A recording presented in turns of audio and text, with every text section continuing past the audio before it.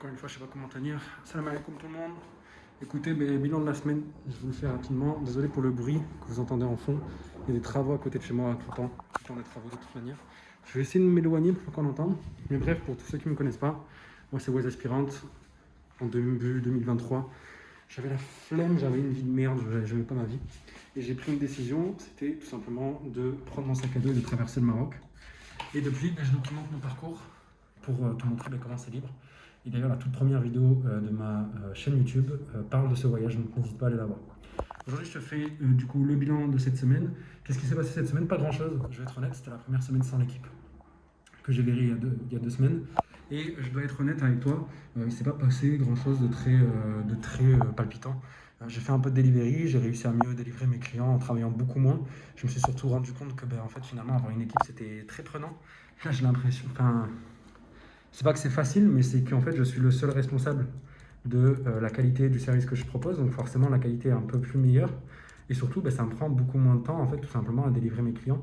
Ce qui fait que forcément, je suis beaucoup... j'ai une meilleure... Enfin voilà, c'est mieux quoi. Et donc, du coup, qu'est-ce que je peux dire mis à part ça, il n'y a pas eu grand-chose de plus. Qu'est-ce qui s'est passé d'autre cette semaine? Je sais pas, il ne s'est pas passé grand-chose de plus. Mis à part ça, j'ai délivré mes clients. Forcément, la qualité augmente. J'ai aussi signé du coaching là, que je vais commencer là, d'ici 15 minutes. Donc, je fais cette vidéo juste avant. Et du coup, voilà, qu'est-ce que je peux dire de plus à part ça? Pas grand-chose cette semaine, mis à part le fait que j'ai commencé ma semaine tout seul. Il y a beaucoup de choses qui ont changé, par contre, ça c'est vrai. J'ai un peu une hygiène de vie un peu nulle. J'ai pris du poids comme pas possible. Et là, je vais commencer à redescendre tout doucement pour. J'aimerais bien avoir. Me mettre. J'ai envie de me mettre à un nouveau type d'entraînement. Je vous avoue que le crossfit, tout ça, ça m'a blessé le poignet, donc je suis un peu dégoûté de ça. Donc je vais essayer de partir sur du calisthenics pour la simple et bonne raison que c'est au poids de corps. C'est pas plus simple, au contraire.